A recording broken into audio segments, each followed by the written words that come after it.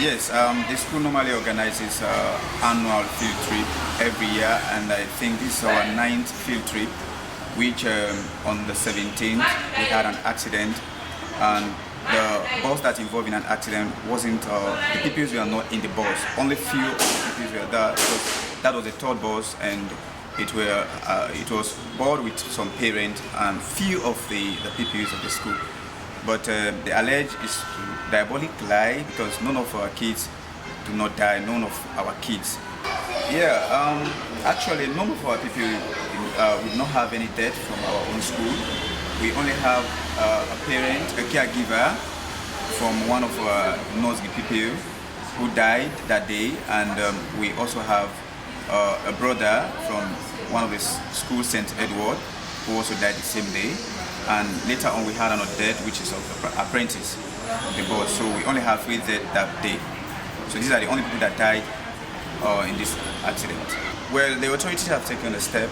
We've already visited them. We visited the different homes, the bereaved family and the injured. We also wanted to even visit them today, as we've proposed, because we've done our own from the school authority. We've given our own support to at least see that some of these are injured, they are taken to a better hospital. So, and for our next plan, that's not our prayers for now, but if even we are going to have any outing or field trip, we assure the public that we are not even going in for private buses, but we assure the public to go in for government buses, because we all know accident is not something that you wish for. So as of now, this is the situation we are handling on this school.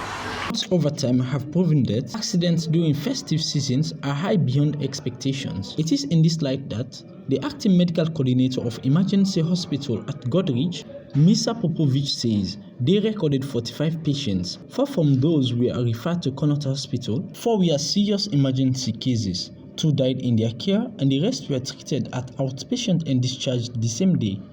Regarding to this accident on Saturday, I can say that we declared the mass casualty situation in our hospital because the number of the patient exceeds possibility to treat the patient in the normal way that we have in this hospital.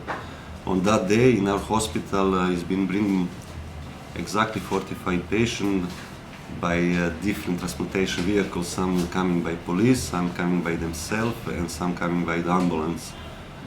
From this number of 45 patients, in our facility, we admitted 4.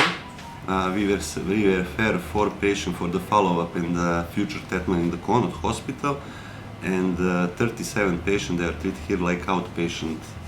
That is meaning that they suffer from the minor injuries, that they don't require hospitalization. On death on arrival, we have 1 person that actually arrived here in the shock condition, in the gasping, that practically has been very near to the death. We admitted her on the D ward. We didn't provide the surgical treatment, maybe we provide life support, and unfortunately after 15 minutes after admission, patient passed away due to severe head injury and probably with some internal bleeding that we didn't be able to do autopsy. So the cause of the death is probably this. Body we send in the Connaught Hospital for future investigation. On 45, yes, we have around 10 children. From these 10 children, we admitted 1 child for the head observation that has been mild head injury, and all rest of them we treat like outpatient with the minor injuries, like laceration or some small contusion that they don't require any medical treatment. We didn't have fatalities from the children at all. So from all of these patients that arrived in our hospital, we admitted 4. From these 4, this lady passed away after 15 minutes.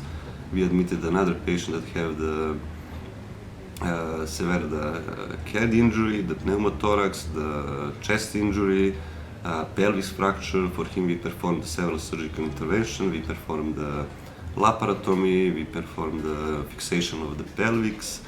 After that, we patient in our intensive care unit where we provide the treatment for the next 24 hours. But again, unfortunately, because of severity of the injuries, this patient passed away.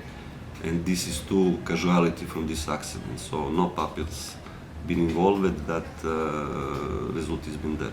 Acting Superintendent Josie Williams is in charge of traffic investigations at Lumley Police Division. He shares reports with AYV's Alhaji Musaba from the investigation so far with the alleged cause and deaths on social media. It was on Saturday at midday when he had a report of this crash just back of the station along Freetown Road, that this bus was descending from number 4 to Lumley when he got involved into this crash at Freetown Road.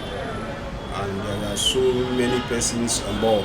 We cannot ascertain the cause of crash yet because the vehicle must be examined by the vehicle examiner from the SNISC, after which the examiner will produce the examiner's reports.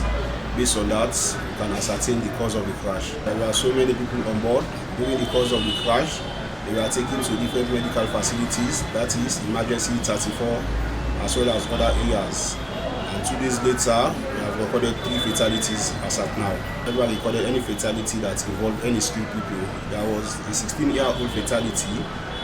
According to information, he was a past pupil of the said school. He was only there to grace the occasion. We continue to embark on public sensitization because before this time we are not allowing people of that nature to descend from number 4 to Lumley. And that was the first time we saw a vehicle of that nature lying along that particular route. Precautionary measures should be taken into great considerations to avert crashes of same, moreover in festive seasons. Alhaji Musaba, AYV News, Freetown.